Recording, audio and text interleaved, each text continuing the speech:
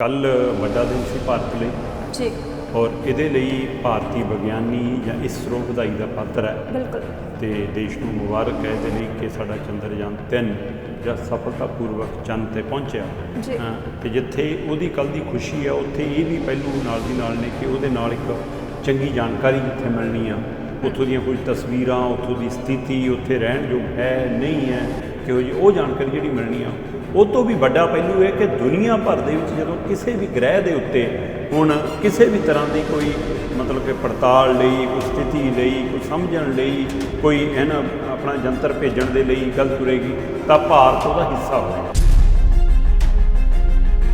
ਭਾਰਤੀ ਵਿਗਿਆਨੀਆਂ ਦੀ ਸਫਲਤਾ ਨੇ ਦੱਸਤਾ ਕਿ ਦੁਨੀਆ ਨੇ ਜਦੋਂ ਵੀ ਕਿਸੇ ਗ੍ਰਹਿਾਂ ਬਾਰੇ ਕੁਝ ਸੋਚਣਾ ਤਾਂ ਸਾਨੂੰ ਤੁਸੀਂ ਮੰਨਫੀ ਨਹੀਂ ਕਰ ਸਕਦੇ, ਸਾਨੂੰ ਨਾਲ ਲੈ ਕੇ ਤੁਰਨਾ ਪਏਗਾ, ਸਾਡੇ ਤੋਂ ਬਿਨਾਂ ਇਹ ਸੰਭਵ ਨਹੀਂ। ਚੰਦਰਯਾਨ 3 ਦੀ ਸਫਲਤਾ ਤੇ ਵੀ ਇਹਨੂੰ ਰਾਜਨੀਤਿਕ ਈਵੈਂਟ ਨਾ ਤਾਂ ਇਹ ਕਿਸੇ ਪਾਰਟੀ ਦੇ ਸੰਸਦ ਮੈਂਬਰਾਂ ਨੇ ਭੇਜਿਆ, ਨਾ ਇਹ ਉਹਨਾਂ ਨੂੰ ਤਕਨੀਕ ਆਉਂਦੀ ਆ, ਨਾ ਇਹ ਕਿਸੇ ਵਿਅਕਤੀ ਵਿਸ਼ੇਸ਼ ਦੇ ਕਹੇ ਤੇ ਪਹੁੰਚ ਗਿਆ। ਇਹਦੇ ਲਈ ਵਿਗਿਆਨੀਆਂ ਦੀ ਸਮਝ, ਸਿਆਣਪ, ਮਿਹਨਤ, ਤਪੱਸਿਆ ਕੰਮ ਕਰਦੀ। ਸੋ ਇਹਦੇ ਲਈ ਵਿਗਿਆਨੀ ਵਧਾਈ ਦੇ ਪਾਤਰ ਨੇ। ਜੇ ਇਹਨੂੰ ਵੰਡਣਾ ਹੀ ਆਇਆ ਕਿ ਹਾਂ ਜੀ ਇਹ ਤਾਂ ਮੋਦੀ ਜੀ ਦੇ ਰਾਜ 'ਚ ਹੋ ਗਿਆ, ਫਿਰ ਮੋਦੀ ਜੀ ਨੂੰ ਵਧਾਈ ਦੇਣੀ ਹੈ ਤਾਂ ਫਿਰ ਭਾਈ ਗਾਂਧੀ ਪਰਿਵਾਰ ਕਹੂਗਾ ਕਿ ਸਾਡਾ ਨਹਿਰੂ ਨੂੰ ਕਿਉਂ ਭੁੱਲਦੇ, 2008 ਦੀ ਸਥਾਪਨਾ ਦੋਨੇ ਕੀਤੀ ਸੀ ਇਸਰੋ ਦੀ। ਜੇ ਸਥਾਪਨਾ ਹੋਈ ਨਾ ਹੋਈ ਹੁੰਦੀ ਤਾਂ ਫਿਰ ਜਾਂਦਾ ਕਿ ਅਗਲੇ ਇਹ ਕਹਿਣ। ਪਰ ਇਹ ਤੋਂ ਵੀ ਸੱਚਾ ਪਹਿਲੂ ਇਹ ਹੈ ਜਤਿੰਦਰ ਜੀ ਕਿ ਸਾਡਾ ਚੰਦਰਯਾਨ 1 2008 'ਚ ਚੰਦਰਮਾ 'ਤੇ ਪਹੁੰਚ ਗਿਆ ਸੀ। ਉਹਦਾ ਜ਼ਿਕਰ ਕੌਣ ਕਰੂ? ਉਹਦੀ ਗੱਲ ਕਿਉਂ ਨਹੀਂ? ਤੇ ਇਸ ਲਈ ਇਹਨੂੰ ਰਾਜਨੀਤਿਕ ਕਰਨ ਦੀ ਲੋੜ ਨਹੀਂ। ਇਹ ਵਿਗਿਆਨੀਆਂ ਦੀ ਸਮੇਂ-ਸਮੇਂ ਹਾਸਲ ਕੀਤੀਆਂ ਉਪਲਬਧੀਆਂ ਔਰ ਉਹਨਾਂ ਦੇ ਵਿਚਾਰ ਮੁਤਾਬਕ, ਉਹਨਾਂ ਦੀ ਸਮਝ ਮੁਤਾਬਕ ਪ੍ਰਾਪਤੀਆਂ। ਧਰਤੀ ਤੋਂ ਚੰਦਰਮਾ ਦੀ ਦੂਰੀ ਮਾਤਰ 3.84 ਲੱਖ ਕਿਲੋਮੀਟਰ ਹੈ ਜੀ। ਮਤਲਬ ਮਾਤਰ ਮੈਂ ਇਸ ਲਈ ਕਹਿ ਰਿਹਾ ਕਿ ਹੈ ਬਹੁਤ ਵੱਡੀ ਹੈ, 3.84 ਲੱਖ ਕਿਲੋਮੀਟਰ। ਪਰ ਸਾਡੇ ਚੰਦਰਯਾਨ 3 ਨੂੰ ਪਹੁੰਚਣ ਦੇ ਲਈ 55 ਲੱਖ ਕਿਲੋਮੀਟਰ ਦਾ ਸਫ਼ਰ ਤੈਅ ਕਰਨਾ ਪਿਆ। 40 ਦਿਨਾਂ ਦੇ ਵਿੱਚ 21 ਦਿਨ ਧਰਤੀ ਦਾ ਗੇੜੇ ਲਾਏ, 21 ਵਾਰ 40 ਦਿਨਾਂ 'ਚ 21 ਵਾਰ ਧਰਤੀ ਦੇ ਗੇੜੇ ਲਾਏ ਤੇ 120 ਵਾਰ ਚੰਦਰਮਾ ਦੇ ਗੇੜੇ ਲਾਏ। ਤੇ ਫਿਰ ਉਹ ਚੰਦ ਤੇ, ਕਿਉਂਕਿ ਸਮਾਂ, ਸਥਾਨ, ਸਾਰਾ ਕੁਝ ਵਿਗਿਆਨੀਆਂ ਨੇ ਆਪਣੇ ਹਿਸਾਬ ਨਾਲ ਤੈਅ ਕੀਤਾ ਸੀ ਕਿ ਕਦੋਂ ਉਤਾਰਨਾ ਹੈ, ਕਿਸ ਪਾਸੇ ਹਨੇਰਾ ਹੋਵੇ, ਕਿਸ ਪਾਸੇ ਦਿਨ ਹੋਵੇ। ਚੰਦਰਮਾ 'ਤੇ 15 ਦਿਨ ਹਨੇਰਾ, 15 ਦਿਨ ਰੋਸ਼ਨੀ, ਉਹਦੇ ਹਵਾਲੇ ਨਾਲ ਕਦੋਂ ਉਤਾਰਨਾ ਹੈ, ਸਮਾਂ ਕਿਹੜਾ ਹੋਊਗਾ, ਸਥਾਨ ਕਿਹੜਾ ਹੋਊਗਾ, ਇਹ ਪਹਿਲਾਂ ਹੀ ਤੈਅ ਕੀਤਾ ਗਿਆ ਕਿ ਦੱਖਣੀ ਖੇਤਰ 'ਚ ਉਤਾਰਨਾ। ਸਕੂਲਾਂ ਦੀ ਬੱਚਿਆਂ ਦੀ ਗੱਲਬਾਤ ਆਪਾਂ ਕਰ ਰਹੇ ਹਾਂ। ਕਹਿੰਦੇ ਕਿ ਕੇਂਦਰ ਸਰਕਾਰ ਦੇ ਵੱਲੋਂ ਨਵੀਂ ਸਿੱਖਿਆ ਨੀਤੀ ਲਿਆਂਦੀ ਗਈ ਹੈ, ਜਿਸ ਦੇ ਤਹਿਤ ਜਿਹੜੀਆਂ ਬੋਰਡ ਦੀਆਂ ਪ੍ਰੀਖਿਆਵਾਂ ਨੇ 10ਵੀਂ ਤੇ 12ਵੀਂ ਜਮਾਤ ਦੀਆਂ ਸਾਲ ਦੇ ਵਿੱਚ ਉਹ 2 ਵਾਰ ਪ੍ਰੀਖਿਆਵਾਂ ਹੋਣਗੀਆਂ। ਇਸ ਦਾ ਕੀ ਫਾਇਦਾ ਕੀ ਹੋਵੇਗਾ?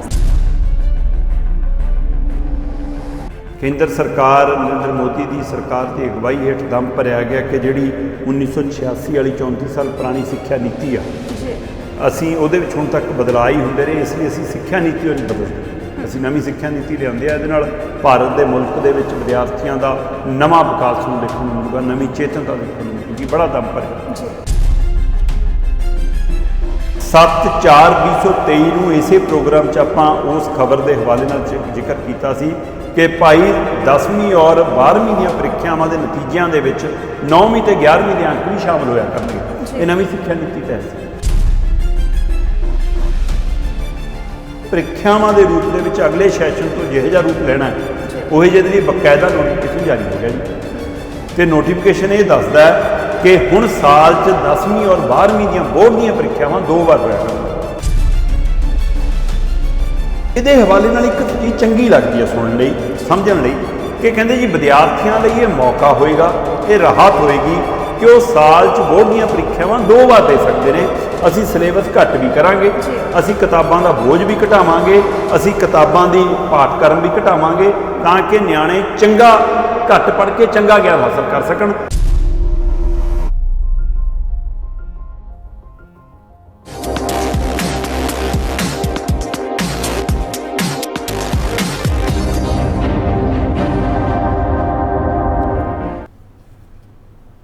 ਸਤਿ ਸ਼੍ਰੀ ਅਕਾਲ। ਗਲੋਬਲ ਪੰਜਾਬ ਟੀਵੀ ਵੇਖ ਰਹੇ ਸਾਰੇ ਦਰਸ਼ਕਾਂ ਦਾ ਸਵਾਗਤ। ਮੈਂ Jatinder Kaur. Discussion point program ਦੇ ਵਿੱਚ ਅਕਸਰ ਵੱਡੀਆਂ ਖਬਰਾਂ ਤੇ ਚਰਚਾ ਕੀਤੀ ਜਾਂਦੀ ਹੈ। ਉਹ ਵੱਡੀਆਂ ਖਬਰਾਂ ਚਾਹੇ ਪੰਜਾਬ ਦੇ ਨਾਲ ਸੰਬੰਧਿਤ ਹੋਣ ਜਾਂ ਫਿਰ ਦੇਸ਼ਾਂ ਵਿਦੇਸ਼ਾਂ ਦੇ ਨਾਲ ਸੰਬੰਧਿਤ ਹੋਣ। ਇਹਨਾਂ ਖਬਰਾਂ ਤੇ ਚਰਚਾ ਕਰਨ ਦੇ ਲਈ ਹਰ ਵਾਰ ਦੀ ਤਰ੍ਹਾਂ ਸਟੂਡੀਓ ਵਿੱਚ ਮੇਰੇ ਨਾਲ ਮੌਜੂਦ ਨੇ ਸੀਨੀਅਰ ਪੱਤਰਕਾਰ ਦੀਪਕ ਸ਼ਰਮਾ ਚਨਾਰਥਲ ਜੀ। ਸਭ ਤੋਂ ਪਹਿਲਾਂ ਪ੍ਰੋਗਰਾਮ ਡਿਸਕਸ਼ਨ ਪੁਆਇੰਟ ਵਿੱਚ ਉਹਨਾਂ ਦਾ ਸਵਾਗਤ ਕਰਦੇ ਹਾਂ। ਸਵਾਗਤ ਹੈ ਸਰ ਪ੍ਰੋਗਰਾਮ ਡਿਸਕਸ਼ਨ ਪੁਆਇੰਟ ਤੁਹਾਡਾ। ਸ਼ੁਕਰੀਆ ਜਤਿੰਦਰ ਜੀ, ਸਾਰੇ ਦਰਸ਼ਕਾਂ ਨੂੰ ਮੇਰੀ ਪਿਆਰ ਭਰੀ ਸਤਿ ਸ਼੍ਰੀ ਅਕਾਲ। ਦੀਪ ਜੀ, ਇਸ ਪ੍ਰੋਗਰਾਮ ਦੀ ਸ਼ੁਰੂਆਤ ਆਪਾਂ ਚੰਦਰਯਾਨ 3 ਤੋਂ ਕਰ ਲੈਂਦੇ ਹਾਂ, ਜਿਸ ਨੇ ਚੰਦ ਤੇ ਸਫਲਤਾਪੂਰਵਕ ਕਹਿ ਦਈਏ ਕਿ ਸੌਫਟ ਲੈਂਡਿੰਗ ਕਰ ਲਈ ਹੈ ਤੇ ਪੂਰੇ ਭਾਰਤ ਦੇ ਵਿੱਚ ਇੱਕ ਖੁਸ਼ੀ ਦਾ ਮਾਹੌਲ ਹੈ। ਪ੍ਰਧਾਨ ਮੰਤਰੀ ਨਰਿੰਦਰ ਮੋਦੀ ਦੇ ਵੱਲੋਂ ਲੋਕਾਂ ਨੂੰ ਸੰਬੋਧਨ ਵੀ ਕੀਤਾ ਗਿਆ ਤੇ ਉੱਥੇ ਸਕੂਲੀ ਬੱਚੇ ਵੀ ਲੈਂਡਿੰਗ ਦੌਰਾਨ ਉੱਥੇ ਪਹੁੰਚੇ ਹੋਏ ਸੀ। ਖੁਸ਼ੀਆਂ ਮਨਾਈਆਂ ਗਈਆਂ। ਚੰਦਰਯਾਨ 3 ਦੇ ਪਹੁੰਚਣ ਤੋਂ ਪਹਿਲਾਂ ਪੂਰੇ ਭਾਰਤ ਦੇ ਵਿੱਚ ਯੱਗ ਵੀ ਕੀਤੇ ਗਏ ਤੇ ਇਸ ਸਭ ਦੇ ਵਿਚਾਲੇ ਸਵਾਲ ਇਹ ਉੱਠ ਰਿਹਾ ਹੈ ਕਿ ਆਖਿਰ ਚੰਦਰਯਾਨ ਦੀ 3 ਦੀ ਜਿਹੜੀ ਲੈਂਡਿੰਗ ਹੈ ਉਹ ਦੱਖਣੀ ਖੇਤਰ ਦੇ ਵਿੱਚ ਹੀ ਕਿਉਂ ਕੀਤੀ ਗਈ ਹੈ? ਬਿਲਕੁਲ ਜਤਿੰਦਰ ਜੀ, ਕੱਲ ਵੱਡਾ ਦਿਨ ਸੀ ਭਾਰਤ ਲਈ ਜੀ, ਔਰ ਇਹਦੇ ਲਈ ਭਾਰਤੀ ਵਿਗਿਆਨੀ ਜਾਂ ਇਸਰੋ ਵਧਾਈ ਦਾ ਪਾਤਰ ਹੈ। ਬਿਲਕੁਲ, ਤੇ ਦੇਸ਼ ਨੂੰ ਮੁਬਾਰਕ ਹੈ ਇਹਦੇ ਲਈ ਕਿ ਸਾਡਾ ਚੰਦਰਯਾਨ 3 ਜਿਹੜਾ ਸਫਲਤਾਪੂਰਵਕ ਚੰਦ ਤੇ ਪਹੁੰਚਿਆ। ਤੇ ਜਿੱਥੇ ਉਹਦੀ ਕੱਲ ਦੀ ਖੁਸ਼ੀ ਹੈ ਉੱਥੇ ਇਹ ਵੀ ਪਹਿਲੂ ਨਾਲ ਦੀ ਨਾਲ ਨੇ ਕਿ ਉਹਦੇ ਨਾਲ ਇੱਕ ਚੰਗੀ ਜਾਣਕਾਰੀ ਜਿੱਥੇ ਮਿਲਣੀ ਆ, ਉੱਥੋਂ ਦੀਆਂ ਕੁਝ ਤਸਵੀਰਾਂ, ਉੱਥੋਂ ਦੀ ਸਥਿਤੀ, ਉੱਥੇ ਰਹਿਣ ਯੋਗ ਹੈ ਨਹੀਂ ਹੈ ਕਿਹੋ ਜਿਹੀ, ਉਹ ਜਾਣਕਾਰੀ ਜਿਹੜੀ ਮਿਲਣੀ ਆ। ਉਹ ਤੋਂ ਵੀ ਵੱਡਾ ਪਹਿਲੂ ਇਹ ਕਿ ਦੁਨੀਆ ਭਰ ਦੇ ਵਿੱਚ ਜਦੋਂ ਕਿਸੇ ਵੀ ਗ੍ਰਹਿ ਦੇ ਉੱਤੇ ਹੁਣ ਕਿਸੇ ਵੀ ਤਰ੍ਹਾਂ ਦੀ ਕੋਈ ਮਤਲਬ ਕਿ ਪੜਤਾਲ ਲਈ, ਕੋਈ ਸਥਿਤੀ ਲਈ, ਕੋਈ ਸਮਝਣ ਲਈ, ਕੋਈ ਹੈ ਨਾ ਆਪਣਾ ਯੰਤਰ ਭੇਜਣ ਦੇ ਲਈ ਗੱਲ ਤੁਰੇਗੀ ਤਾਂ ਭਾਰਤ ਉਹਦਾ ਹਿੱਸਾ ਹੋਏਗਾ। ਬਿਲਕੁਲ, ਭਾਰਤੀ ਵਿਗਿਆਨੀਆਂ ਦੀ ਸਫਲਤਾ ਨੇ ਦੱਸਤਾ ਕਿ ਦੁਨੀਆ ਨੇ ਜਦੋਂ ਵੀ ਕਿਸੇ ਗ੍ਰਹਿਾਂ ਬਾਰੇ ਕੁਝ ਸੋਚਣਾ ਤਾਂ ਸਾਨੂੰ ਹੁਣ ਤੁਸੀਂ ਮਨਫੀ ਨਹੀਂ ਕਰ ਸਕਦੇ, ਸਾਨੂੰ ਨਾਲ ਲੈ ਕੇ ਤੁਰਨਾ ਪਏਗਾ। ਸਾਤੋਂ ਬਿਨਾਂ ਇਹ ਸੰਭਵ ਨਹੀਂ ਜੀ। ਖਾਸ ਕਰਕੇ ਇਸ ਪਹਿਲੂ ਤੋਂ ਕਿ ਜਦੋਂ ਚੰਦਰਯਾਨ 2 ਗਿਆ ਸੀ ਜੀ ਤਾਂ ਉਹ ਬਿਲਕੁਲ ਚੰਦਰਮਾ ਦੇ ਨੇੜੇ ਪਹੁੰਚ ਕੇ ਜਾ ਕੇ ਉੱਥੇ ਲੈਂਡਿੰਗ ਸਫਲ ਨਹੀਂ ਹੋ ਸਕੀ। ਇਸ ਲਈ ਉਹ ਸਾਡਾ ਪ੍ਰੋਜੈਕਟ ਉੱਥੇ ਜਾ ਕੇ ਰੁਕਿਆ। ਪਰ ਇਹਦਾ ਮਤਲਬ ਇਹ ਨਹੀਂ ਕਿ ਉੱਥੇ ਤੱਕ ਪਹੁੰਚਣਾ ਵੀ ਬਹੁਤ ਵੱਡੀ ਗੱਲ ਸੀ ਨਾ। ਜੀ ਬਿਲਕੁਲ। ਤੇ ਇਸ ਤੋਂ ਬਾਅਦ ਇੱਕ ਰਾਜਨੀਤਿਕ ਰੂਪ ਸ਼ੁਰੂ ਹੋਇਆ ਉਹਦਾ। ਚੰਦਰਯਾਨ 2 ਦੇ ਸਮੇਂ ਵੀ ਉਹਨੂੰ ਰਾਜਨੀਤਿਕ ਈਵੈਂਟ ਬਣਾਉਣ ਦੀ ਕੋਸ਼ਿਸ਼ ਕੀਤੀ ਗਈ। ਚੰਦਰਯਾਨ 3 ਦੀ ਸਫਲਤਾ ਤੇ ਵੀ ਇਹਨੂੰ ਰਾਜਨੀਤਿਕ ਈਵੈਂਟ, ਨਾ ਤਾਂ ਇਹ ਕਿਸੇ ਪਾਰਟੀ ਦੇ ਸੰਸਦ ਮੈਂਬਰਾਂ ਨੇ ਭੇਜਿਆ, ਬਿਲਕੁਲ, ਨਾ ਇਹ ਉਹਨਾਂ ਕੋਲ ਤਕਨੀਕ ਆਉਂਦੀ ਆ, ਨਾ ਇਹ ਕਿਸੇ ਵਿਅਕਤੀ ਵਿਸ਼ੇਸ਼ ਦੇ ਕਹੇ ਤੇ ਪਹੁੰਚ ਗਿਆ। ਬਿਲਕੁਲ, ਇਹਦੇ ਲਈ ਵਿਗਿਆਨੀਆਂ ਦੀ ਸਮਝ, ਸਿਆਣਪ, ਮਿਹਨਤ, ਤਪੱਸਿਆ ਕੰਮ ਕਰਦੀ ਆ। ਬਿਲਕੁਲ, ਸੋ ਇਹਦੇ ਲਈ ਵਿਗਿਆਨੀ ਵਧਾਈ ਦੇ ਪਾਤਰ ਨੇ। ਹਾਂ, ਜੇ ਇਹਨੂੰ ਵੰਡਣਾ ਹੀ ਆਇਆ ਕਿ ਹਾਂ ਜੀ ਇਹ ਤਾਂ ਮੋਦੀ ਜੀ ਦੇ ਰਾਜ 'ਚ ਹੋ ਗਿਆ ਤੇ ਫਿਰ ਮੋਦੀ ਜੀ ਨੂੰ ਵਧਾਈ ਦੇਣੀ ਹੈ ਤਾਂ ਫਿਰ ਭਾਈ ਗਾਂਧੀ ਪਰਿਵਾਰ ਕਹੂਗਾ ਕਿ ਸਾਡਾ ਨਹਿਰੂ ਨੂੰ ਕਿਉਂ ਭੁੱਲਦੇ ਹੋ? 2008 'ਚ ਸਥਾਪਨਾ ਤਾਂ ਉਹਨੇ ਕੀਤੀ ਸੀ ਇਸਰੋ ਦੀ। ਜੇ ਸਥਾਪਨਾ ਹੋਈ ਨਾ ਹੋਈ ਹੁੰਦੀ ਤਾਂ ਫਿਰ ਜਾਂਦਾ ਕਿਵੇਂ? ਅਗਲੇ ਇਹ ਕਹਿਣਗੇ। ਪਰ ਇਹ ਤੋਂ ਵੀ ਸੱਚਾ ਪਹਿਲੂ ਇਹ ਹੈ ਜਤਿੰਦਰ ਜੀ ਕਿ ਸਾਡਾ ਚੰਦਰਯਾਨ 1 2008 'ਚ ਚੰਦਰਮਾ ਤੇ ਪਹੁੰਚ ਗਿਆ ਸੀ। ਉਹਦਾ ਜ਼ਿਕਰ ਕੌਣ ਕਰੂਗਾ? ਉਹਦੀ ਗੱਲ ਕਿਉਂ ਨਹੀਂ? ਤੇ ਇਸ ਲਈ ਇਹਨੂੰ ਰਾਜਨੀਤੀਕਰਨ ਕਰਨ ਦੀ ਲੋੜ ਨਹੀਂ। ਇਹ ਵਿਗਿਆਨੀਆਂ ਦੀ ਸਮੇਂ-ਸਮੇਂ ਹਾਸਲ ਕੀਤੀਆਂ ਉਪਲਬਧੀਆਂ ਔਰ ਉਹਨਾਂ ਦੇ ਵਿਚਾਰ ਮੁਤਾਬਕ, ਉਹਨਾਂ ਦੀ ਸਮਝ ਮੁਤਾਬਕ ਪ੍ਰਾਪਤੀਆਂ ਨੇ। ਬਿਲਕੁਲ। ਚੰਦਰਯਾਨ 1 2008 ਦੇ ਵਿੱਚ ਜਾ ਕੇ ਚੰਦਰਮਾ ਤੇ ਜਾਣਕਾਰੀ ਦਿੰਦਾ ਕਿ ਇੱਥੇ ਪਾਣੀ ਦੀ ਸੰਭਾਵਨਾ ਹੈ ਤੇ ਜੇ ਪਾਣੀ ਦੀ ਸੰਭਾਵਨਾ ਹੈ ਇਹਦਾ ਮਤਲਬ ਇੱਥੇ ਰਿਹਾ ਜਾ ਸਕਦਾ ਹੈ। ਤੇ ਉਸੇ ਸਵਾਲ ਨੂੰ ਤੁਸੀਂ ਅੱਜ ਅੱਗੇ ਵਧਾ ਰਹੇ ਹੋ ਜਦੋਂ ਤੁਸੀਂ ਇਹ ਪੁੱਛ ਰਹੇ ਹੋ ਕਿ ਚੰਦਰਯਾਨ 3 ਦੱਖਣੀ ਖੇਤਰ 'ਚ ਕਿਉਂ ਉਤਾਰਿਆ ਗਿਆ। ਜਤਿੰਦਰ ਜੀ, ਧਰਤੀ ਤੋਂ ਚੰਦਰਮਾ ਦੀ ਦੂਰੀ ਮਾਤਰ 3.84 ਲੱਖ ਕਿਲੋਮੀਟਰ ਹੈ ਜੀ। ਮਤਲਬ ਮਾਤਰ ਮੈਂ ਇਸ ਲਈ ਕਹਿ ਰਿਹਾ ਕਿ ਹੈ ਬਹੁਤ ਵੱਡੀ ਹੈ, 3.84 ਲੱਖ ਕਿਲੋਮੀਟਰ। ਪਰ ਸਾਡੇ ਚੰਦਰਯਾਨ 3 ਨੂੰ ਪਹੁੰਚਣ ਦੇ ਲਈ 55 ਲੱਖ ਕਿਲੋਮੀਟਰ ਦਾ ਸਫ਼ਰ ਤੈਅ ਕਰਨਾ ਪਿਆ। ਇੱਥੋਂ ਅੰਦਾਜ਼ਾ ਲਾਓ ਕਿ ਇੰਨਾ ਲੰਬਾ ਸਫ਼ਰ। ਉਹਦੇ ਕਾਰਨ ਕੀ ਨੇ? ਉਹਦੇ ਕਾਰਨ ਇਹ ਕਿ ਸਾਡੇ ਚੰਦਰਯਾਨ 3 ਨੇ 40 ਦਿਨਾਂ ਦੇ ਵਿੱਚ 21 ਦਿਨ ਧਰਤੀ ਦਾ ਗੇੜੇ ਲਾਏ। 21 ਵਾਰ 40 ਦਿਨਾਂ 'ਚ 21 ਵਾਰ ਧਰਤੀ ਦੇ ਗੇੜੇ ਲਾਏ ਤੇ 120 ਵਾਰ ਚੰਦਰਮਾ ਦੇ ਗੇੜੇ ਲਾਏ। ਤੇ ਫਿਰ ਉਹ ਚੰਦ ਤੇ, ਕਿਉਂਕਿ ਸਮਾਂ, ਸਥਾਨ, ਸਾਰਾ ਕੁਝ ਵਿਗਿਆਨੀਆਂ ਨੇ ਆਪਣੇ ਹਿਸਾਬ ਨਾਲ ਤੈਅ ਕੀਤਾ ਸੀ ਕਿ ਕਦੋਂ ਉਤਾਰਨਾ ਹੈ, ਕਿਸ ਪਾਸੇ ਹਨੇਰਾ ਹੋਵੇ, ਕਿਸ ਪਾਸੇ ਦਿਨ ਹੋਵੇ। ਚੰਦਰਮਾ ਤੇ 15 ਦਿਨ ਹਨੇਰਾ, 15 ਦਿਨ ਰੋਸ਼ਨੀ, ਉਹਦੇ ਹਵਾਲੇ ਨਾਲ ਕਦੋਂ ਉਤਾਰਨਾ ਹੈ, ਸਮਾਂ ਕਿਹੜਾ ਹੋਊਗਾ, ਸਥਾਨ ਕਿਹੜਾ ਹੋਊਗਾ, ਇਹ ਪਹਿਲਾਂ ਹੀ ਤੈਅ ਕੀਤਾ ਗਿਆ ਕਿ ਦੱਖਣੀ ਖੇਤਰ 'ਚ ਉਤਾਰਨਾ। ਜੇ ਚੰਦਰਮਾ ਤੇ ਪਹੁੰਚਣ ਦੀ ਗੱਲ ਹੈ ਫਿਰ ਤਾਂ ਅਸੀਂ ਚੌਥੇ ਮੁਲਕ ਹਾਂ। ਸਭ ਤੋਂ ਪਹਿਲਾਂ ਚੀਨ, ਅਮਰੀਕਾ, ਸੋਵੀਅਤ ਸੰਘ, ਰੂਸ, ਉਹ ਪਹੁੰਚੇ ਹੋਏ ਨੇ। ਪਰ ਜੇਕਰ ਦੱਖਣੀ ਖੇਤਰ ਦੀ ਗੱਲ ਕਰਨੀ ਆ ਫਿਰ ਅਸੀਂ ਨਵਾਂ ਇਤਿਹਾਸ ਰਚਿਆ। ਦੱਖਣੀ ਖੇਤਰ ਦੇ ਵਿੱਚ ਚੰਦਰਯਾਨ 3 ਪਹੁੰਚਣ ਦੇ ਨਾਲ ਭਾਰਤ ਪਹਿਲਾ ਮੁਲਕ ਬਣਿਆ। ਇਸ ਖੇਤਰ 'ਚ ਪਿਛਲੇ ਦਿਨੀ ਰੂਸ ਦਾ 21 ਤਰੀਕ ਨੂੰ ਸੀ, ਮੈਂ ਕਿਹਾ ਪਹੁੰਚਦਾ ਰਹਿ ਗਿਆ। ਜੇਕਰ ਉਹ ਪਹੁੰਚਦਾ ਤਾਂ ਅਸੀਂ ਦੂਸਰੇ ਹੁੰਦੇ। ਸੋ ਉੱਥੇ ਉਹ ਸਫਲ ਲੈਂਡਿੰਗ ਉਹਨਾਂ ਦੀ ਨਹੀਂ ਹੋ ਪਾਈ, ਪਰ ਸਾਡੇ ਵਿਗਿਆਨੀਆਂ ਦੀ ਮਿਹਨਤ ਸਦਕਾ ਕੇ ਸਫਲ ਲੈਂਡਿੰਗ ਹੋਈ। ਹੁਣ ਦੱਖਣੀ ਖੇਤਰ ਦੇ ਵਿੱਚ, ਚੰਦ ਦੇ ਦੱਖਣੀ ਖੇਤਰ ਦੇ ਵਿੱਚ ਤਾਰਨ ਦੇ ਪਿੱਛੇ ਜਿਹੜੀ ਕਹਾਣੀ ਸਾਹਮਣੇ ਆ ਰਹੀ ਆ ਜਾਂ ਜਿਹੜੇ ਪਹਿਲੂ ਸਾਹਮਣੇ ਆ ਰਹੇ ਨੇ ਉਹ ਬੜੇ ਅਹਿਮ ਨੇ ਜਤਿੰਦਰ ਜੀ। ਜੀ ਉਹਦੇ ਪਿੱਛੇ ਪਹਿਲੂ ਇਹ ਹੈ ਕਿ ਉੱਥੇ ਜਿਸ ਸਮੇਂ ਚੰਦਰਯਾਨ 3 ਤਾਰਿਆ ਗਿਆ ਤਦ -100 ਡਿਗਰੀ ਦੇ ਲਗਭਗ ਤਾਪਮਾਨ ਹੈ ਤੇ ਉਸ ਪਾਸੇ ਮਤਲਬ ਦੱਖਣੀ ਖੇਤਰ ਦੇ ਵਿੱਚ ਸਾਰੇ ਪਾਸੇ ਸੂਰਜ ਦੀ ਰੋਸ਼ਨੀ ਨਹੀਂ ਪੈਂਦੀ ਜੀ। ਦੱਖਣੀ ਖੇਤਰ 'ਚ ਜ਼ਿਆਦਾਤਰ ਚੰਨ ਦਾ ਖੇਤਰ, ਚੰਨ ਦਾ ਉਹ ਪਾਸਾ ਸੂਰਜ ਦੀ ਰੋਸ਼ਨੀ ਤੋਂ ਵਾਂਝਾ ਹੈ ਤੇ ਇਸੇ ਕਾਰਨ ਉੱਥੇ -200 ਡਿਗਰੀ ਤੱਕ ਕਹਿੰਦੇ ਤਾਪਮਾਨ ਚਲਾ ਜਾਂਦਾ ਹੈ ਜੀ। ਤੇ ਜਦੋਂ ਚੰਦਰਯਾਨ 3 ਤਾਰਿਆ ਗਿਆ ਤਾਂ -100 ਡਿਗਰੀ ਦੇ ਗੇੜ 'ਚ ਕਹਿੰਦੇ ਤਾਪਮਾਨ ਸੀ ਤੇ ਜੇ -200 ਡਿਗਰੀ ਤੱਕ ਤਾਪਮਾਨ ਜਾਂਦਾ ਔਰ ਸੂਰਜ ਦੀ ਪੂਰੀ ਰੋਸ਼ਨੀ ਉੱਥੇ ਜਾਂ ਕਾਫੀ ਖੇਤਰ 'ਚ ਸੂਰਜ ਨਹੀਂ ਪੈਂਦਾ ਉੱਥੇ, ਤਾਂ ਇਹਦਾ ਮਤਲਬ ਇਹ ਮੰਨਿਆ ਜਾ ਰਿਹਾ, ਵਿਗਿਆਨੀਆਂ ਨੂੰ ਇਹ ਅੰਦਾਜ਼ਾ ਜਾਂ ਸੰਭਾਵਨਾ ਹੈ ਕਿ ਜੇ ਮਾਈਨਸ 'ਚ ਆ ਔਰ ਸੂਰਜ ਨਹੀਂ ਪੂਰੀ ਤਰ੍ਹਾਂ ਪੈਂਦਾ ਤਾਂ ਉੱਥੇ ਬਰਫ਼ ਦੇ ਰੂਪ 'ਚ ਪਾਣੀ ਹੋਏਗਾ ਜੀ। ਬਰਫ਼ ਵਰਗਾ ਕੋਈ ਪਦਾਰਥ ਹੋਏਗਾ ਤੇ ਜੇ ਬਰਫ਼ ਰੂਪੀ ਪਦਾਰਥ ਹੋਏਗਾ ਤਾਂ ਪਾਣੀ ਹੋਏਗਾ। ਬਿਲਕੁਲ। ਸੋ ਇਸ ਲਈ ਚੰਦਰਯਾਨ 3 ਨੂੰ ਦੱਖਣੀ ਖੇਤਰ ਦੇ ਵਿੱਚ ਚੰਦਰਮਾ ਤੇ ਤਾਰਨ ਦੇ ਪਿੱਛੇ ਮੁੱਖ ਕਾਰਨ ਇਹ ਸਾਹਮਣੇ ਆ ਰਿਹਾ ਹੈ ਕਿ ਉਹਨਾਂ ਦੇ ਇਸ ਇਰਾਦੇ ਨਾਲ ਕਿ ਇੱਥੋਂ ਪਾਣੀ ਦੀ ਸਹੀ ਭਾਲ, ਕਿਉਂਕਿ ਸੰਕੇਤ ਸਾਨੂੰ ਸਾਡੇ ਚੰਦਰਯਾਨ 1 ਨੇ ਦਿੱਤੇ ਸੀ ਜੀ, ਪਰ ਉਸ ਨੂੰ ਪੁਖਤਾ ਕਰਨ ਦੇ ਲਈ, ਉਹਦੀ ਸਥਿਤੀ ਨੂੰ ਸਮਝਣ ਦੇ ਲਈ ਕਿ ਉਹ ਪਾਣੀ ਕਿਸ ਰੂਪ 'ਚ ਹੈ, ਕਿਹੋ ਜਿਹੀ ਸਥਿਤੀ 'ਚ ਹੈ। ਕਾਰਨ ਦੇਸ਼ਾਂ ਦੇ ਵਿੱਚ ਹੋੜ ਹੈ ਕਿ ਕੱਲ੍ਹ ਨੂੰ ਅਸੀਂ ਚੰਦਰਮਾ ਤੇ ਬਸਤੀਆਂ ਬਣਾ ਲਈਏ ਜੀ, ਚੰਦਰਮਾ ਤੇ ਆਪਣੀ ਮਲਕੀਅਤ ਬਣਾ ਲਈਏ। ਆ ਪਲਾਟ ਕੱਟਣ ਵਾਲੀਆਂ ਗੱਲਾਂ ਤਾਂ ਬਹੁਤ ਵਾਰ ਚੱਲੀਆਂ ਨੇ, ਹੈ ਨਾ। ਇਹ ਵੱਖਰੀ ਗੱਲ ਹੈ ਕਿ ਮੁਲਕ ਦੇ ਵਿੱਚ ਲੋਕਾਂ ਨੂੰ ਢਿੱਡ ਭਰਨ ਨੂੰ ਅਜੇ ਰੋਟੀ ਨਹੀਂ ਪੂਰੀ, ਹੈ ਨਾ। ਇੱਥੇ ਪਾਣੀ ਦੇ ਉਰੇ ਜਿਹੜਾ ਪਾਣੀ ਬਰਸਾਤੀ ਆਉਂਦਾ ਉਹਨੂੰ ਸਾਂਭਣ ਦੀ ਸਾਡੇ ਕੋਲ ਕੋਈ ਕੰਟਰੋਲ ਅਜੇ ਸਥਿਤੀ ਨਹੀਂ ਅਸੀਂ ਸਹੀ ਬਣਾ ਸਕੇ, ਜਾਂ ਧਰਤੀ ਹੇਠਲਾ ਪਾਣੀ ਜਿਹੜਾ ਹੈਗਾ ਸਾਡੇ ਕੋਲ ਕੁਦਰਤੀ ਸਰੋਤ ਉਹਨੂੰ ਬਚਾਉਣ ਲਈ ਕੋਈ ਕਵਾਇਦ ਨਹੀਂ, ਨਵਿਆਂ ਦੀ ਅਸੀਂ ਭਾਲ ਚੰਦਰਮਾ ਤੇ ਕਰਦੇ ਫਿਰਦੇ ਹਾਂ। ਸੋ ਇਹ ਸਾਰੀਆਂ ਕਵਾਇਦਾਂ ਦੇ ਵਿੱਚ ਇਹ ਸਵਾਲ ਵੱਡਾ ਹੈ ਕਿ ਇਸ ਲਈ ਇਹ ਥਾਂ ਚੁਣੀ ਗਈ ਤਾਂ ਕਿ ਜੇਕਰ ਉੱਥੇ ਪਾਣੀ ਹੋਏਗਾ ਤਾਂ ਇਹਦਾ ਮਤਲਬ ਉਹ ਤੋਂ ਬਾਅਦ ਰਹਿਣ ਦੀ ਸਥਿਤੀ ਕੀ ਹੋਏਗੀ, ਉਹਦੇ ਉੱਤੇ ਕੰਮ ਹੋਏਗਾ।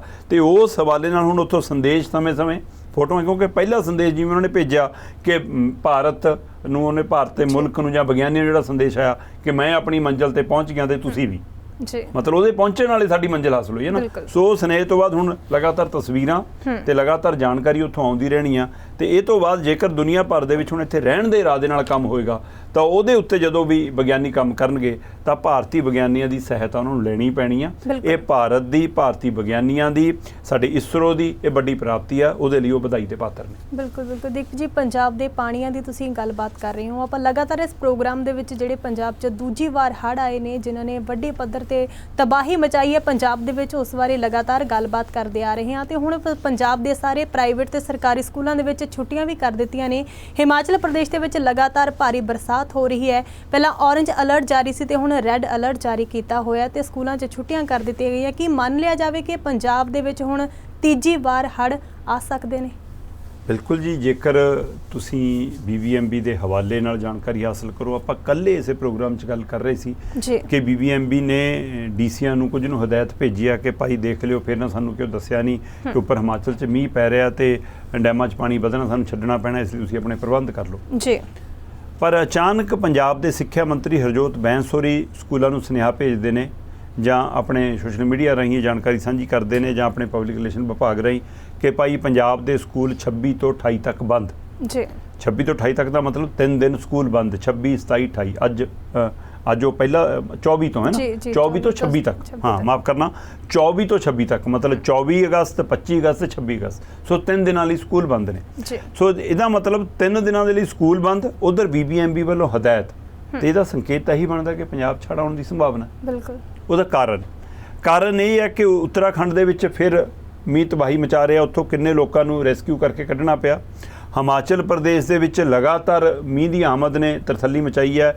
ਫਿਰ 2 ਵਾਰ ਕੱਲ੍ਹ ਮੰਡੀ ਖੇਤਰ 'ਚ ਬੱਦਲ ਫਟਿਆ ਹੈ ਤੇ ਵੱਖ-ਵੱਖ ਹਾਦਸਿਆਂ ਦੇ ਵਿੱਚ 16 ਤੋਂ ਵੱਧ ਲੋਕਾਂ ਦੀ ਜਾਨ 24 ਘੰਟਿਆਂ 'ਚ, 32 ਘੰਟਿਆਂ 'ਚ ਗਈ ਹਿਮਾਚਲ 'ਚ, ਤੇ ਉੱਥੇ ਇੱਕ ਸਕੂਲ ਬਰਸਾਤੀ ਨਾਲੇ 'ਚ ਹੜ ਗਿਆ। ਬਿਲਕੁਲ। ਸੋ ਇਹ ਸਾਰੇ ਵਰਤਾਰੇ ਦੇ ਦਰਮਿਆਨ ਹਿਮਾਚਲ ਦੇ ਸਰਕਾਰ ਨੇ, ਹਿਮਾਚਲ ਦੇ ਸਿੱਖਿਆ ਵਿਭਾਗ ਨੇ ਵੀ 2 ਦਿਨਾਂ ਲਈ ਸਕੂਲ ਬੰਦ ਦਾ ਐਲਾਨ ਕਰਤਾ। ਉੱਥੇ 2 ਦਿਨ ਤੇ 3.5 ਦਿਨ। ਇਹਦਾ ਮਤਲਬ ਕਿਉਂਕਿ ਉੱਥੇ ਵਾਲਾ ਪਾਣੀ ਜਦੋਂ ਥੱਲੇ ਆਉਣਾ ਉਹ ਤੋਂ ਡੈਮਾਂ ਨੇ ਛੱਡਣਾ, ਉਸ ਸਥਿਤੀ ਨੂੰ ਧਿਆਨ 'ਚ ਰੱਖਦਿਆਂ ਕੀ ਪੰਜਾਬ ਸਰਕਾਰ ਨੂੰ ਕੋਈ ਇਤਲਾਹ ਮਿਲੀ ਆ, ਕੋਈ ਸੂਚਨਾ ਮਿਲੀ ਆ, ਉਸ ਦੇ ਆਧਾਰ 'ਤੇ ਜਾਂ BBMB ਵੱਲੋਂ ਜਿਹੜੀ ਜਾਣਕਾਰੀ DCਆਂ ਰਾਹੀਂ ਦਿੱਤੀ ਗਈ ਆ ਉਹਦੇ ਹਵਾਲੇ ਨਾਲ। ਸੋ ਇਹ ਪੁਖਤਾ ਪ੍ਰਬੰਧਾਂ ਦੇ ਵਿੱਚ ਕੀਤਾ ਗਿਆ ਪ੍ਰਬੰਧ ਹੈ। ਇਸੇ ਲਈ ਕਿ ਇਹ ਲੋਕਾਂ ਲਈ ਵੀ ਸੰਕੇਤ ਹੈ ਜਾਂ ਸੁਨੇਹਾ ਹੈ ਕਿ DCਆਂ ਨੇ ਵੀ ਸੁਨੇਹਾ ਥੱਲੇ ਪਹੁੰਚਾਤਾ, ਇਸ ਨੂੰ ਲੈ ਕੇ ਵੀ ਅਜੇ ਸਵਾਲ ਖੜੇ ਨੇ। ਪਰ ਇਹ ਸੰਕੇਤ ਕਰਦਾ ਕਿ ਜਦੋਂ ਤੁਸੀਂ 3 ਦਿਨ ਲਈ ਸਕੂਲ ਬੰਦ ਕਰਦੇ ਹੋ ਜੀ। ਤਾਂ ਜਵਾਕਾਂ ਦੀ ਸੁਰੱਖਿਆ ਦਾ ਮਤਲਬ ਪੰਜਾਬ ਖਤਰੇ 'ਚ ਹੈ ਜੀ ਤੇ ਪੰਜਾਬ 'ਚ ਇੱਕ ਵਾਰ ਫਿਰ ਹੜ੍ਹ ਆ ਸਕਦੇ ਨੇ। ਇਹਦੀ ਪੂਰੀ ਸੰਭਾਵਨਾ ਜਿੱਥੇ ਇੱਕ ਪਾਸੇ ਆ ਉੱਥੇ ਦੂਸਰੇ ਪਾਸੇ ਸਕੂਲਾਂ ਦੀ ਸਥਿਤੀ ਵੀ ਫਿਕਰਮੰਦੀ ਵਾਲੀ ਹੈ। ਬਿਲਕੁਲ ਬਿਲਕੁਲ ਜਤਿੰਦਰ ਜੀ, ਅਸੀਂ ਜਵਾਕਾਂ ਨੂੰ ਛੁੱਟੀ ਇਸ ਲਈ ਕੀਤੀ ਹੈ ਕਿ ਉਹ ਸੁਰੱਖਿਅਤ ਰਹਿਣ। ਜੀ। ਜੇ ਮੀਂਹ ਨਹੀਂ ਪੈ ਰਿਹਾ, ਧੁੱਪ ਚੜੀ ਆ, ਦਿਨ ਵਧੀਆ ਮਤਲਬ ਕਿ ਨਿੱਤਰ ਕੇ ਆਇਆ ਜੀ। ਤੇ ਜਵਾਕ ਸਕੂਲ ਜਾਂਦੇ ਨੇ, ਕੀ ਸੁਰੱਖਿਅਤ ਨੇ? ਲੁਧਿਆਣਾ ਸ਼ਹਿਰ ਦਾ ਸਰਕਾਰੀ ਸਕੂਲ ਦਾ ਲੈਂਟਰ ਡਿੱਗ ਜਵੇ, ਜੀ, ਮੈਂ ਕਿਸੇ ਪੇਂਡੂ ਖੇਤਰ, ਕਿਸੇ ਨੀਮ ਪਹਾੜੀ ਖੇਤਰ, ਕਿਸੇ ਪਛੜੇ ਪਿੰਡ ਵਰਗ ਖੇਤਰ ਦੀ ਗੱਲ ਨਹੀਂ ਕਰ ਰਿਹਾ।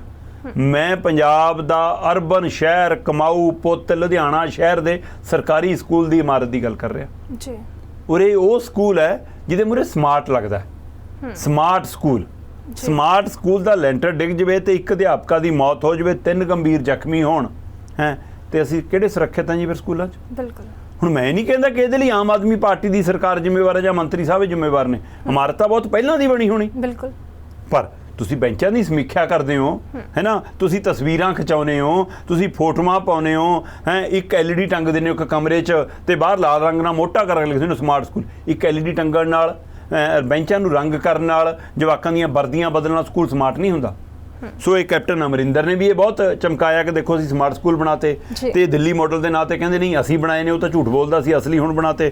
ਤੇ ਅਸਲੀ ਜਿਹਦੇ ਮਰਜ਼ੀ ਹੁਣ ਭਾਈ ਆ ਬਿਲਡਿੰਗਾਂ ਜੇਕਰ ਲੁਧਿਆਣਾ ਸ਼ਹਿਰ 'ਚ ਡਿੱਗਦੀਆਂ ਨੇ ਤਾਂ ਬਾਕੀ ਸਕੂਲਾਂ ਦੀਆਂ ਵੀ ਕੱਲ੍ਹ ਨੂੰ ਖਤਰੇ 'ਚ ਨੇ। ਬਿਲਕੁਲ। ਸੋ ਖਾਸ ਕਰਕੇ ਬਰਸਾਤ ਤੋਂ ਬਾਅਦ ਜੇਕਰ ਪੁਰਾਣੀ ਇਮਾਰਤ ਤੇ ਧੁੱਪ ਪੈਂਦੀ ਆ ਉਹ ਤੋਂ ਬਾਅਦ ਖਤਰਾ ਵੱਧ ਜਾਂਦਾ।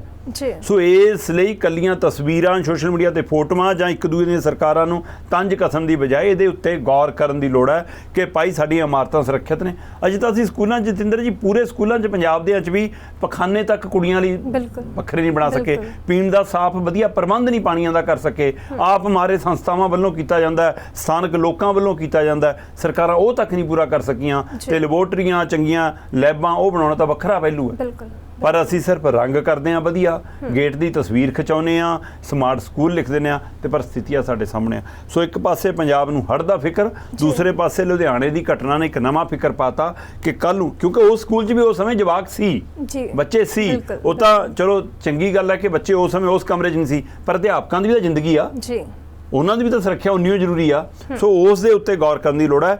ਇਹ ਘਟਨਾ ਨੇ ਤੁਹਾਨੂੰ ਸੰਕੇਤ ਦਿੱਤਾ ਕਿ ਭਾਈ ਪੂਰੇ ਪੰਜਾਬ ਦੇ ਸਕੂਲਾਂ ਦੀ ਇਮਾਰਤਾਂ ਦੀ ਸਮੀਖਿਆ ਕਰੋ, ਜਿੱਥੇ ਉਹਨੂੰ ਪੁਰਾਣੀਆਂ ਨੇ ਉਹਨੂੰ ਨਵਿਆਉਣ ਦੀ ਲੋੜ ਆ ਨਵਿਆਓ, ਜਿੱਥੇ ਮੁਰੰਮਤ ਦੀ ਲੋੜ ਆ ਉੱਥੇ ਮੁਰੰਮਤ ਕਰੋ। ਇਸੇ ਤਰ੍ਹਾਂ ਹੁਣ ਘੱਟੋ ਘੱਟ ਸਰਕਾਰ ਕਿੰਨੀ ਵਾਰ ਮੌਕਾ ਮਿਲਿਆ, ਹੁਣ ਆਪਣੇ ਚੋਇਆਂ ਨੂੰ, ਨਾਲਿਆਂ ਨੂੰ, ਕੱਚੇ ਬੰਨਾਂ ਨੂੰ ਪੱਕਾ ਕਰਨ ਹੈ, ਜਾਂ ਚੋਇਆਂ ਦੀ ਸਫਾਈ ਜਿਹੜੀ ਕੀਤੀ ਹੋਣੀ ਕਹਿੰਦੇ ਐਂ ਆਉਂਦਾ ਸੀ ਐਂ ਸਰ ਜਾਂਦਾ ਸੀ, ਉਹ ਡਰੇਨਾਂ ਦੀ ਸਫਾਈ ਦਾ ਕੰਮ ਵੀ ਪੱਕਾ ਕਰਨ। ਸੇ ਸਾਰੇ ਪਾਸੇ ਪੱਕੇ ਕੰਮਾਂ ਦੀ ਲੋੜ ਹੈ, ਨਾ ਕਿ ਇਸ਼ਤਿਹਾਰਬਾਜ਼ੀ ਦੀ ਲੋੜ। ਬਿਲਕੁਲ ਵਿਕਦੀਪ ਜੀ, ਸਕੂਲਾਂ ਦੀ ਬੱਚਿਆਂ ਦੀ ਗੱਲਬਾਤ ਆਪਾਂ ਕਰ ਰਹੇ ਹਾਂ। ਕਹਿੰਦੇ ਕਿ ਕੇਂਦਰ ਸਰਕਾਰ ਦੇ ਵੱਲੋਂ ਨਵੀਂ ਸਿੱਖਿਆ ਨੀਤੀ ਲਿਆਂਦੀ ਗਈ ਹੈ, ਜਿਸ ਦੇ ਤਹਿਤ ਜਿਹੜੀਆਂ ਬੋਰਡ ਦੀਆਂ ਪ੍ਰੀਖਿਆਵਾਂ ਨੇ 10ਵੀਂ ਤੇ 12ਵੀਂ ਜਮਾਤ ਦੀਆਂ ਸਾਲ ਦੇ ਵਿੱਚ ਉਹ 2 ਵਾਰ ਪ੍ਰੀਖਿਆਵਾਂ ਹੋਣਗੀਆਂ। ਇਸ ਦਾ ਕੀ ਫਾਇਦਾ ਕੀ ਹੋਵੇਗਾ ਇਸ ਦਾ? ਹਾਂ ਬਿਲਕੁਲ ਜੀ, ਨਵੀਂ ਸਿੱਖਿਆ ਨੀਤੀ ਜੇਕਰ ਮੈਂ ਗੱਲ ਕਰਾਂ ਤਾਂ ਇਹ 2020 ਦੇ ਵਿੱਚ ਸਾਹਮਣੇ ਆਈ ਸੀ ਜੀ।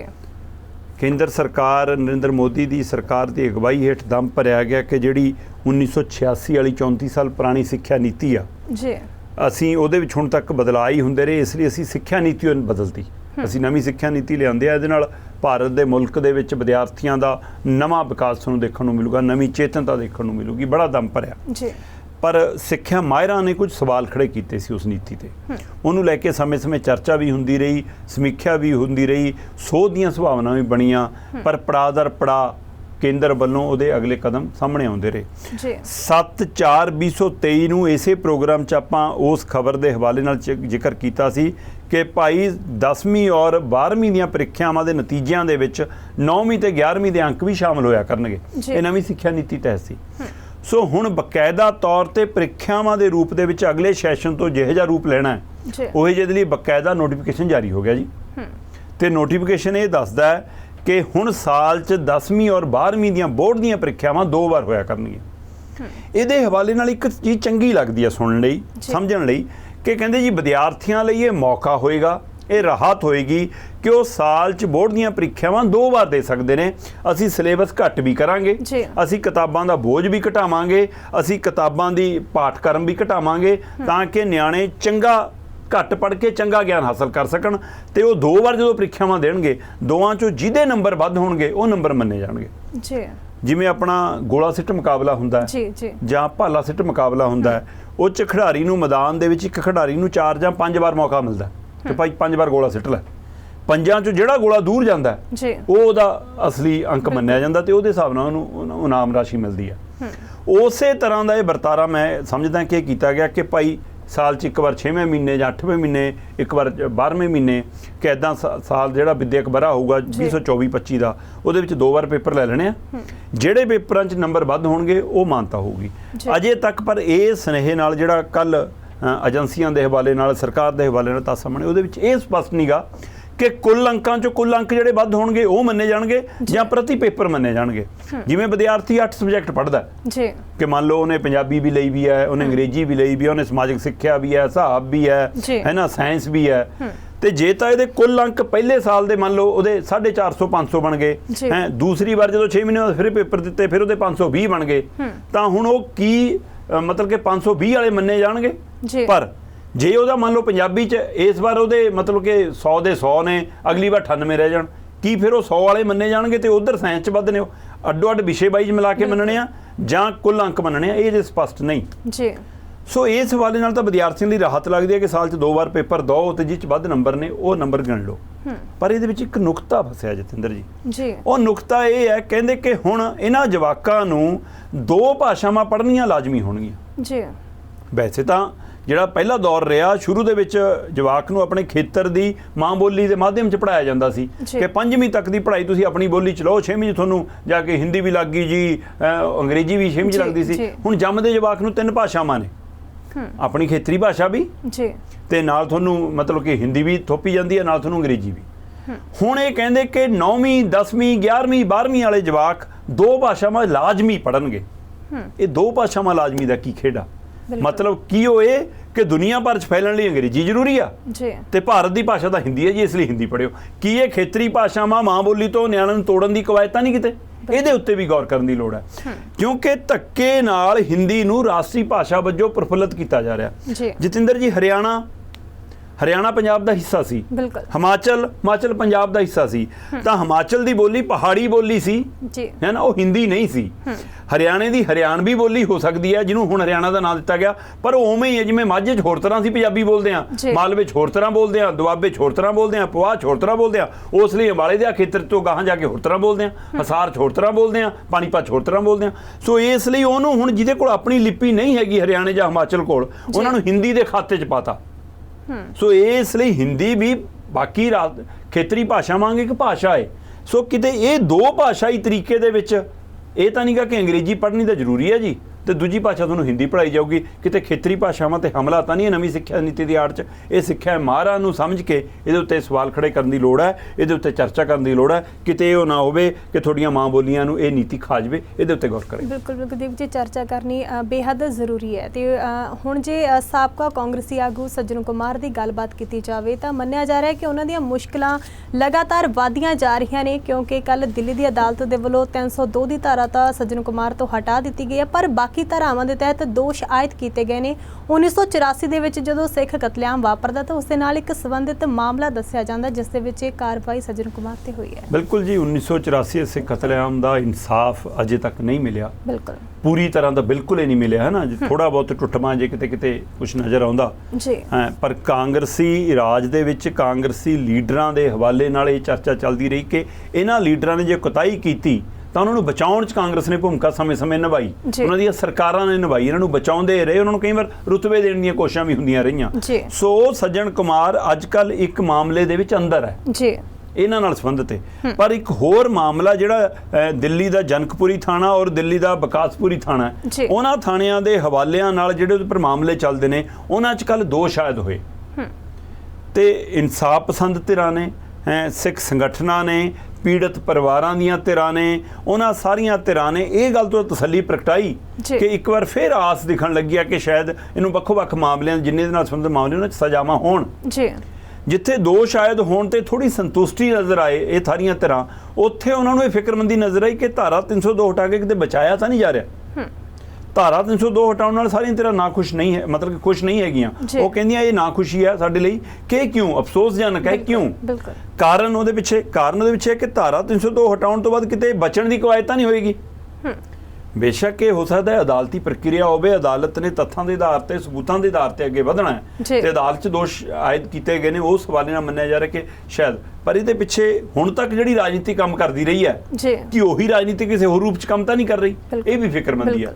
ਸ਼੍ਰੋਮਣੀ ਕਮੇਟੀ ਦੇ ਪ੍ਰਧਾਨ ਨੇ ਵੀ, ਅਕਾਲੀ ਦਲ ਦੇ ਲੀਡਰਾਂ ਨੇ ਵੀ, ਦਿੱਲੀ ਅਕਾਲੀ ਦਲਾਂ ਦੇ ਵੱਖ-ਵੱਖ ਵਿੰਗਾਂ ਦੇ ਨੇ ਵੀ, ਪੀੜਤ ਸੰਗਠਨਾਂ ਨੇ ਵੀ, ਹੈ ਨਾ, ਉਹਨਾਂ ਸਾਰੀਆਂ ਧਿਰਾਂ ਨੇ ਵੀ ਇਸ ਗੱਲ ਤੇ ਤਸੱਲੀਤਾ ਪ੍ਰਗਟਾਈ ਕਿ ਦੋਸ਼ ਆਇਦ ਹੋਣਾ ਸਹੀ ਹੈ, ਕਿ ਉਮੀਦ ਹੈ ਕਿ ਇਨਸਾਫ ਮਿਲੂਗਾ, ਪਰ ਧਾਰਾ 302 ਹਟਾਉਣ ਤੇ ਉਹਨਾਂ ਨੇ ਅਫਸੋਸ ਵੀ ਪ੍ਰਗਟਾਇਆ ਤੇ ਫਿਕਰਮੰਦੀ ਪ੍ਰਗਟਾਈ ਹੈ। ਇਸ ਲਈ ਇਹ ਆਉਣ ਵਾਲੇ ਸਮੇਂ 'ਚ ਪਹਿਲੂ ਸਾਫ਼ ਹੋਏਗਾ ਕਿ ਕੀ ਇਹ ਅਦਾਲਤੀ ਪ੍ਰਕਿਰਿਆ ਹੀ ਹੈ ਜਾਂ ਇਹਦੇ ਵਿੱਚ ਕੋਈ ਰਾਜਨੀਤੀ ਵੀ ਹੈ। ਬਿਲਕੁਲ ਵਿਕਦੀਪ ਜੀ, ਰਹਿੰਦੇ ਮਿੰਟਾਂ ਦੇ ਵਿੱਚ ਇੱਕ ਹੋਰ ਖਬਰ ਤੇ ਚਰਚਾ ਕਰ ਲੈਂਦੇ ਹਾਂ। ਕਾਫੀ ਚਰਚਾ ਛਿੜੀ ਹੋਈ ਹੈ ਕਿ ਪ੍ਰਿਯੰਕਾ ਗਾਂਧੀ ਦੇ ਪਤੀ ਬੀਜੇਪੀ ਦੇ ਵਿੱਚ ਸ਼ਾਮਲ ਹੋ ਸਕਦੇ ਨੇ, ਤੁਸੀਂ ਕਿਵੇਂ? ਬਿਲਕੁਲ ਜੀ, ਖਾਸੀ ਚਰਚਾ ਇਸ ਲਈ ਹੈ ਕਿ ਸਮੇਂ-ਸਮੇਂ ਰੋਬਰਟ ਵਾਡਰਾ ਇੱਛਾ ਜਤਾਉਂਦਾ ਰਿਹਾ ਕਿ ਮੈਂ ਰਾਜਨੀਤੀ 'ਚ ਆਉਣਾ ਚਾਹੁੰਦਾ, ਰਾਜਨੀਤੀ ਕੋਈ ਬੁਰੀ ਚੀਜ਼ ਨਹੀਂ ਹੈ, ਪਰ ਉਹਦੇ ਕਰਕੇ ਹੁੱਡਾ ਨੂੰ, ਭੁਪਿੰਦਰ ਹੁੱਡਾ ਨੂੰ ਖਾਸਾ ਝਟਕਾ ਲੱਗ ਗਿਆ ਸੀ। ਉਹ ਜ਼ਮੀਨ ਮਾਮਲਾ ਹਰਿਆਣੇ 'ਚ ਖਾਸਾ ਚਰਚਾ 'ਚ ਆ ਗਿਆ ਸੀ ਕਿ ਜੀ ਗਾਂਧੀ ਪਰਿਵਾਰ ਦੇ ਜਵਾਈ ਨੂੰ ਬੱਲੇ-ਬੱਲੇ ਕਰਾਉਣ ਦੇ ਚੱਕਰ 'ਚ ਹੁੱਡੇ ਦੀ ਰਾਜਨੀਤੀ ਹੈ ਨਾ। ਪਰ ਹੁਣ ਇੱਕ ਵਾਰ ਫਿਰ ਰੋਬਰਟ ਵਾਡਰਾ ਇਸ ਲਈ ਚਰਚਾ 'ਚ ਹੈ ਕਿ ਇੱਕ ਮੀਡੀਆ ਅਦਾਰੇ ਨਾਲ ਲੰਬੀ ਇੰਟਰਵਿਊ 'ਚ ਉਹਨੇ ਕਿਹਾ ਕਿ ਹਾਂ ਫਿਰ ਕੀ ਹੋ ਗਿਆ ਜੇ ਰਾਜਨੀਤੀ 'ਚ ਜਾਣਾ ਪੈ ਜਾਵੇ, ਕੋਈ ਹਰਜ ਨਹੀਂ, ਜੇ ਮੈਨੂੰ ਪਰਿਵਾਰ, ਮੇਰੀ ਪਾਰਟੀ ਚੋਣ ਲੜਨ ਦਾ ਮੌਕਾ ਦਿੰਦੀ, ਮੈਂ ਰਾਜਨੀਤਿਕ ਬੰਦਾ ਤਾਂ ਹੈ ਨਹੀਂਗਾ, ਮੈਂ ਕਿਸੇ ਪਾਰਟੀ ਦਾ ਸਿੱਧਾ ਹਿੱਸਾ ਤਾਂ ਹੈ ਨਹੀਂ, ਪਰ ਮੇਰਾ ਪਰਿਵਾਰ ਰਾਜਨੀਤਿਕ ਹੈ। ਉਹ ਹਵਾਲਾ ਦੇ ਰਿਹਾ ਸੀਗਾ ਪ੍ਰਿਯੰਕਾ ਗਾਂਧੀ, ਫਿਰ ਸੋਨੀਆ ਤੇ ਰਾਹੁਲ ਦਾ। ਮੈਂ ਭਾਰਤ ਜੋੜੋ ਯਾਤਰਾ 'ਚ ਗਿਆ, ਬੜਾ ਕੁਝ ਸਮਝਣ ਨੂੰ ਮਿਲਿਆ, ਦੇਖਿਆ ਰਾਹੁਲ ਨੂੰ ਲੋਕ ਪਸੰਦ ਕਰਦੇ ਨੇ, ਪ੍ਰਿਯੰਕਾ ਜਿੱਥੇ ਜਾਂਦੀ ਹੈ ਕਹਿੰਦੇ ਬਹੁਤ ਪਸੰਦ ਹੈ, ਪਰ ਮੇਰੇ ਨਾਲੋਂ ਪਹਿਲਾਂ ਪ੍ਰਿਯੰਕਾ ਦਾ ਹੱਕ ਬਣਦਾ ਕਿ ਉਹ ਕਹਿੰਦਾ ਸੰਸਦ ਜਾਵੇ ਮੇਰੇ ਨਾਲੋਂ ਪਹਿਲਾਂ। ਮਤਲਬ ਇਹਦਾ ਮਤਲਬ ਉਹ ਕਹਿੰਦਾ ਕਿ ਉਹ ਚੱਲ ਜਾਵੇ, ਉਹ ਤੋਂ ਬਾਅਦ ਮੈਂ ਜਾਣਾ। ਬਿਲਕੁਲ, ਜਾਂ ਉਹ ਚਾਹੁੰਦਾ ਕਿ 2024 'ਚ ਮੈਨੂੰ ਵੀ ਟਿਕਟ ਦੇ ਦਿਓ। ਪਰ ਇਸੇ ਇੰਟਰਵਿਊ ਦੇ ਵਿੱਚ ਇੱਕ ਸਵਾਲ ਆਇਆ ਉਹਨੂੰ, ਸਵਾਲ ਇਹ ਆਇਆ ਜੀ ਕਿ ਪਰ ਤੁਹਾਡੇ ਤਾਂ ਮਾਮਲੇ ਚੱਲਦੇ ਨੇ, ਕਿ ਤੁਹਾਡੇ ਤੇ ਈਡੀ ਦਾ ਮਾਮਲਾ ਹੈ, ਤੁਹਾਡੇ ਤੇ ਹੋਰ ਭ੍ਰਸ਼ਟਾਚਾਰੀਆਂ ਦੇ ਮਾਮਲੇ, ਤੁਸੀਂ ਕਿਸੇ ਮਾਮਲੇ 'ਚ ਘਿਰੇ ਹੋ। ਉਹ ਕਹਿੰਦਾ ਮੈਂ ਬਿਜ਼ਨਸਮੈਨ ਹਾਂ, ਪਰ ਮੇਰਾ ਬਸ ਗੁਨਾਹ ਇੰਨਾ ਗਿਆ ਕਿ ਮੈਂ ਗਾਂਧੀ ਪਰਿਵਾਰ ਦਾ ਹਿੱਸਾ ਹਾਂ, ਹੁਣ ਮੈਂ ਉਹਨਾਂ ਦਾ ਜਵਾਈ ਹਾਂ, ਮਤਲਬ ਹੈ ਨਾ। ਇਹ ਇਸ ਲਈ ਕਹਿੰਦਾ ਉਹ ਰਾਜਨੀਤੀ ਦਾ ਸ਼ਿਕਾਰ ਹੈ। ਪਰ ਕਹਿੰਦਾ ਮੈਨੂੰ ਵੱਖ-ਵੱਖ ਪਾਰਟੀਆਂ ਦੇ ਲੀਡਰ ਮਿਲਦੇ ਨੇ, ਇੱਕ ਕਹਿੰਦਾ ਇੱਕ ਪਾਰਟੀ ਦੇ ਵੱਡੇ ਲੀਡਰ ਨੇ ਮੈਨੂੰ ਕਿਹਾ ਕਿ ਤੁਸੀਂ ਸਾਡੇ ਕੰਨੀ ਆ ਜਾਓ, ਹੈ ਜੋ ਚਾਹੋਗੇ ਰਾਜਨੀਤੀ 'ਚ ਉਹ ਵੀ ਮਿਲ ਜੂਗਾ, ਤੇ ਤੁਹਾਡੇ ਈਡੀ ਯੂਡੀ ਆ ਮਾਮਲੇ ਸਾਰੇ ਖਤਮ ਹੋ ਜਾਣਗੇ। ਮੈਨੂੰ ਜਿੰਨਾ ਕੁ ਸਮਝ ਆਉਂਦੀ ਹੈ ਈਡੀ ਦਾ ਮਾਮਲਾ ਤਾਂ ਭਾਜਪਾ ਹੀ ਨਿਬੇੜ ਸਕਦੀ, ਉਹਦੇ ਕੰਟਰੋਲ 'ਚ ਹੈ। ਸੋ ਮਤਲਬ ਕੀ ਭਾਜਪਾ ਤੋਂ ਆਫਰ ਹੈ ਰੋਬਰਟ ਵਾਡਰਾ ਨੂੰ? ਕੀ ਰੋਬਰਟ ਵਾਡਰਾ ਭਾਜਪਾ 'ਚ ਸ਼ਾਮਲ ਹੋਣ ਬਾਰੇ ਸੋਚਣ ਲੱਗੇ ਨੇ, ਜਾਂ ਭਾਜਪਾ ਆਫਰ ਦੇ ਰਹੀ ਹੈ? ਜਿਹੜੀ ਭਾਜਪਾ ਮੇਨਕਾ ਗਾਂਧੀ ਨੂੰ ਲਿਜਾ ਸਕਦੀ ਹੈ, ਉਹ ਗਾਂਧੀ ਪਰਿਵਾਰ ਹੈ ਨਾ, ਜੇ ਰਾਹੁਲ ਦੇ ਰੂਪ 'ਚ ਹੈ, ਪ੍ਰਿਯੰਕਾ ਦੇ ਰੂਪ 'ਚ ਹੈ, ਪਰ ਜੇ ਮੇਨਕਾ ਦੇ ਰੂਪ 'ਚ ਹੈ ਫਿਰ ਮਨਜ਼ੂਰ ਹੈ, ਜੇ ਵਰੁਣ ਦੇ ਰੂਪ 'ਚ ਹੈ ਫਿਰ ਮਨਜ਼ੂਰ ਹੈ। ਮਤਲਬ ਇਹ ਵੀ ਦੋਹਰੀ ਰਾਜਨੀਤੀ ਨੇ, ਦੋਹਰੇ ਚਿਹਰੇ ਆ ਤੁਹਾਡੇ। ਉਸੇ ਤਰ੍ਹਾਂ ਜੇ ਰੋਬਰਟ ਵਾਡਰਾ ਇੱਧਰ ਆ ਗਿਆ ਫਿਰ ਦੁੱਧ ਤੋਂ ਲਿਆ, ਜੇ ਉੱਧਰ ਰਹਿੰਦਾ ਫਿਰ ਮਾੜਾ। ਸੋ ਕੀ ਇਹ ਉਹ ਕਵਾਇਦ ਹੈ, ਜਾਂ ਰੋਬਰਟ ਵਾਡਰਾ ਰਾਜਨੀਤਿਕ ਪਰਿਵਾਰ 'ਚ ਰਹਿੰਦੇ ਇੱਕ ਨਵੀਂ ਰਾਜਨੀਤੀ ਕਰ ਰਿਹਾ? ਉਹ ਆਪਣੀ ਮੰਮੀ ਨੂੰ, ਸੋਨੀਆ ਗਾਂਧੀ ਨੂੰ, ਆਪਣੀ ਸੱਸ ਮਾਂ ਨੂੰ ਸੁਨੇਹਾ ਭੇਜ ਰਿਹਾ ਕਿ ਤੁਸੀਂ ਟਿਕਟ ਦੇਣੀ ਹੈ ਕਿ ਨਹੀਂ ਦੇਣੀ ਹੈ, ਮੈਂ ਬੀਜੇਪੀ ਨਹੀਂ ਚੱਲਿਆ। ਕਿ ਉਹ ਟਿਕਟ ਤਾਂ ਨਹੀਂ ਮੰਗ ਰਿਹਾ, ਉਹ ਬਲੈਕਮੇਲਿੰਗ ਤਾਂ ਨਹੀਂ ਗਈ ਉਸ ਨਾਂ ਦੇ ਉੱਤੇ ਕਿ ਮੈਨੂੰ ਐਂ ਆਫਰ ਹੈ। ਸੋ ਇਹ ਆਉਣ ਵਾਲਾ ਸਮਾਂ ਸਾਫ਼ ਕਰੂਗਾ ਕਿ ਪਰਿਵਾਰ ਦੇ ਅੰਦਰ ਵੀ, ਰਾਜਨੀਤੀ ਦੇ ਅੰਦਰ ਵੀ ਇੱਕ ਰਾਜਨੀਤੀ ਚੱਲ ਰਹੀ ਹੈ, ਜਾਂ ਸੱਚਮੁੱਚ ਰੋਬਰਟ ਵਾਡਰਾ ਨੂੰ ਬੀਜੇਪੀ ਸ਼ਾਮਲ ਕਰਨਾ ਚਾਹੁੰਦੀ ਆ, ਜਾਂ ਰੋਬਰਟ ਵਾਡਰਾ ਇੱਕ ਰਾਜਨੀਤਿਕ ਦਾਅ ਖੇਡ ਰਹੇ ਨੇ ਕਿ ਮੈਂ ਇੱਦਾਂ ਸੰਸਦ ਪਹੁੰਚ ਜਾਵਾਂ। ਸੋ ਦੇਖਦੇ ਹਾਂ ਜੀ, ਚਰਚਾ ਖੂਬ ਹੈ। ਬਿਲਕੁਲ, ਤਾਂ ਧੰਨਵਾਦ ਦੀਪ ਸ਼ਰਮਾ ਚਨਾਰਥ ਜੀ ਨਾਲ ਖਬਰਾਂ ਤੇ ਵਿਚਾਰ ਸਾਂਝੇ ਕਰਨ ਦੇ ਲਈ। ਸੋ ਅੱਜ ਦੇ ਡਿਸਕਸ਼ਨ ਪੁਆਇੰਟ ਪ੍ਰੋਗਰਾਮ ਦੇ ਵਿੱਚ ਇੰਨਾ ਹੀ। ਕੱਲ੍ਹ ਮੁੜ ਹਾਜ਼ਰ ਹੋਵਾਂਗੇ ਵੱਡੀਆਂ ਖਬਰਾਂ ਤੇ ਚਰਚਾ ਕਰਨ ਦੇ ਲਈ। ਤਦ ਤੱਕ ਲਈ ਸਾਨੂੰ ਦਿਓ ਇਜਾਜ਼ਤ। ਤੁਸੀਂ ਵੇਖਦੇ ਰਹੋ ਗਲੋਬਲ ਪੰਜਾਬ ਟੀਵੀ। ਸਤਿ ਸ਼੍ਰੀ ਅਕਾਲ।